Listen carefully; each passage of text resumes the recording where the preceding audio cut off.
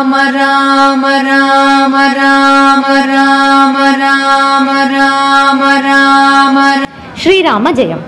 எல்லாருக்கும் நமஸ்காரம். கத்தவிருக்ஷா வழங்கும் ஸ்ரீராமநவமி உற்சவமான ராகவனை போற்றுவோம் நிகழ்ச்சியில உங்க எல்லாரையும் இந்த வருஷம் சந்திக்கிறதுல ரொம்ப சந்தோஷமா இருக்கு. அந்த எம்பெருமானோட கிருப்பையால 4வது வருஷமா ராகவனை போற்றுவோம் நிகழ்ச்சி நம்ம ஆரம்பிச்சு வச்சிருக்கோம். சீதா சமேத ராமச்சந்திர மூர்த்தியோடைய அனுகிரகத்தால இந்த வருஷமும் இந்த ராகவனை போற்றுவோம் ஸ்ரீராமநவமி உற்சவம் நல்லபடியா நடக்கணும்னு நம்ம எல்லாரும் பிரார்த்தனை பண்ணிட்டு இந்த நிகழ்ச்சியை இப்போ ஆரம்பிக்கலாம்.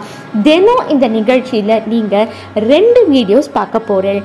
கார்த்தால மகா காவியமான ரகுவம்சம் பத்தி தெரிஞ்சுக்க போறேன். சாயந்தரம் நிறைய பேர் நாம சங்கீர்த்தனம் பாடியிருக்கா, குழந்தைகள்லாம் பஜன் பண்ணியிருக்கா, ஸ்டோரிஸ் சொல்லியிருக்கா, ஸ்பீச் கேட்க போறேன். இது மாதிரி இன்னும் நிறைய நல்ல நிகழ்ச்சிகள் உங்க கத்தவிருக்ஷா சேனலுடைய ஸ்ரீராமநவமி உற்சவமான ராகவனை போற்றுவோம் நிகழ்ச்சியில வரப்போகுது. இன்னிலேருந்து ஆரம்பிச்சு ஸ்ரீராமநவமி வரைக்கும் தொடர்ந்து நீங்கள் எல்லாரும் இந்த நிகழ்ச்சிகள் எல்லாத்தையும் பார்த்து கேட்டு ரசித்து ராம பக்தியில் நம்ம எல்லாரும் மூழ்கி இருக்கலாம். சரி, இன்னியோடைய முதல் எபிசோட் என்ன அப்படின்னு பார்த்தேன்னாக்க, பாரத தேசத்தில் ஆதி கவியான வால்மீகி மகரிஷி எழுதின ராமாயணத்தை தழுவி எத்தனையோ வெர்ஷன்ஸ் ஆஃப் ராமாயணம் இருக்கு. கவி சக்கரவர்த்தி கம்பர் எழுதிய கம்ப ராமாயணம், ரங்கநாத ராமாயணம் அப்படின்ற ஒன்று தெலுங்கு பாஷையில் இருக்கு. ராமச்சரித்த மானஸ் துளசிதாசர் எழுதியிருக்கார். சம்பு ராமாயணம் அப்படின்ற ஒரு ராமாயணம் மகாகவியான போஜதேவர் எழுதியிருக்கிறது இருக்கு. அந்த வரிசையில் ஒரு அற்புதமான மகா காவியம் தான் மகாகவியான காளிதாசர் எழுதியிருக்கிற ரகுவம்சம் அப்படின்ற ஒரு காவியம். மகாகவி காளிதாசர் குமார சம்பவம், ரகுவம்சம் அப்படின்ற 2 அற்புதமான காவியத்தை நம்ம எல்லாருக்கும் கொடுத்திருக்கார்.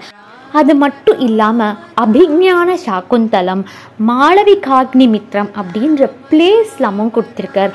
அவர் எழுதியிருக்கிற நம்மளுக்கு அருளி கொடுத்திருக்கிற போயம்ஸ், மகாகாவியங்கள் இதெல்லாம் இன்னும் வரிசைப்படுத்திண்டே போகலாம். அவர் எழுதியிருக்கிற ஒரு அற்புதமான மகாகாவியம் தான் ரகுவம்சம் அப்படின்ற மகாகாவியம்.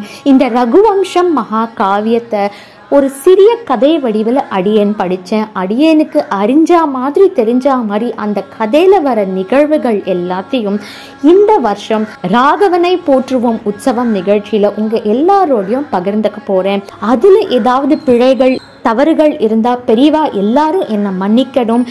ரகுவம்சம் அப்படின்ற அந்த மகா காவியத்தில் ஒரு சின்ன துளியை உங்கள் எல்லாருக்கும் இந்த நிகழ்ச்சியில் ப்ரெசென்ட் பண்ணுறதுக்கான குடிப்பனையை ராமபிரான் எனக்கு இந்த வருஷம் கொடுத்துருக்கார். எல்லாரும் கேட்டு அது எப்படி இருக்குன்னு கண்டிப்பாக எனக்கு கமெண்ட்ஸ் பாக்ஸில் சொல்லுங்க. ரகுவம்சம் மகாகாவியத்தை பற்றி தெரிஞ்சுக்கிறதுக்கு முன்னாடி இக்ஷ்வாகு வம்சத்தை பற்றி நம்ம ஷார்ட்டாக முதல்ல தெரிஞ்சுக்கலாம். சூரிய தேவருடைய புத்திரரான வைவஸ்வத மனு அப்படின்றவர், அவருடைய பையன்தான் இக்ஷ்வாகு. இக்ஷ்வாகு அப்படின்றவருடைய திருநாமத்திலிருந்து தான் இந்த வம்சத்துக்கு இக்ஷ்வாகு வம்சம் அப்படின்ற பெயர் வந்தது.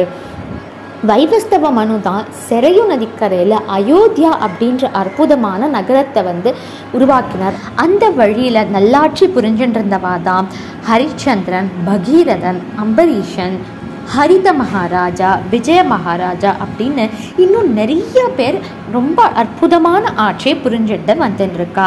இதில் திலீப மகாராஜாவுடைய சரித்திரத்திலேருந்து தான் இந்த ரகுவம்சம் அப்படின்ற அற்புதமான காவிய கதை ஆரம்பிக்கிறது.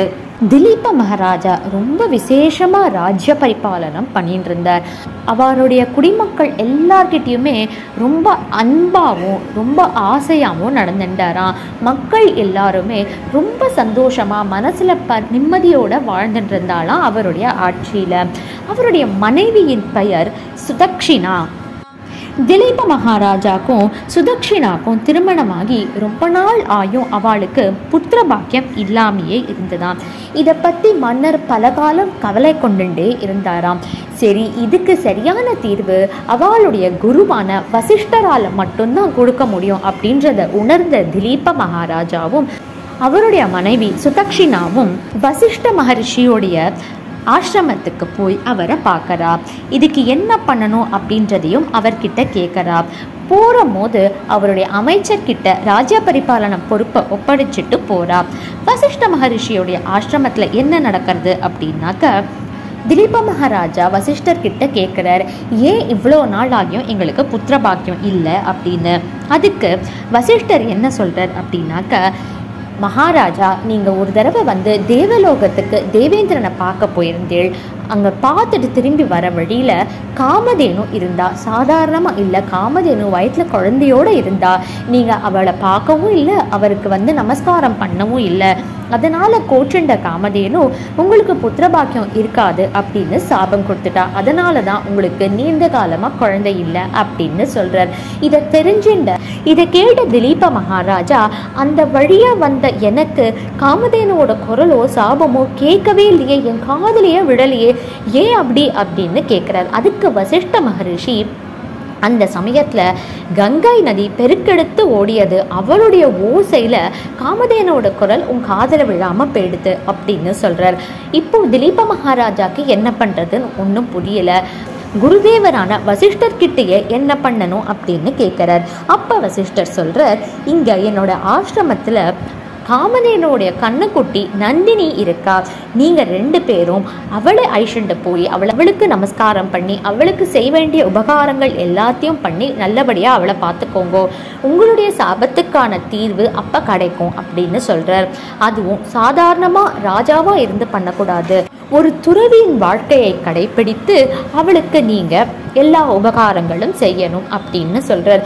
குருதேவர் வார்த்தைக்கு சற்றும் மறுப்பு சொல்லாத திலீப மகாராஜாவும் சுதக்ஷினாவும் ராஜ வாழ்க்கையை விட்டுட்டு துறவிகளாக மாறி நந்தினியை ஐஷன் போய் அவளுக்கு தேவையான விஷயங்கள் எல்லாத்தையும் செஞ்சு கொடுத்து தினம் அவளுக்கு பூஜை பண்ணி நமஸ்காரம் பண்ணி எல்லாம் பண்ணிட்டு வரா.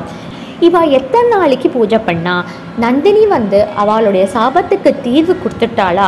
என்ன நடந்தது இதுக்கப்புறம்? இது எல்லாத்தையும் நம்ம நாளைக்கு மீண்டும் ரகுவம்சம் மகாகாவியத்தோட தொடர்ச்சியில் கேட்கலாம். இன்னையோடைய பகுதி உங்கள் எல்லாருக்குமே கண்டிப்பாக பிடிச்சிருக்குன்னு நினைக்கிறேன். மீண்டும் எல்லாரையும் வேண்டி கேட்டுக்கிறேன், பிழைகள் ஏதாவது இருந்தால் மன்னித்தருடனும். கண்டிப்பாக நான் கரெக்ட் பண்ணிக்கிறேன். கண்டிப்பாக எப்படி இருந்ததுன்ற ஃபீட்பேக்கை கமெண்ட்ஸ் பாக்ஸில் மென்ஷன் பண்ணுங்க. மீண்டும் அடுத்த நிகழ்ச்சியான நாம சங்கீர்த்தனம் குழந்தைகள் ப்ரோக்ராம், அதில் உங்கள் எல்லாரையும் மறுபடியும் நான் சந்திக்கிறேன். அது வரைக்கும் நமஸ்காரம்.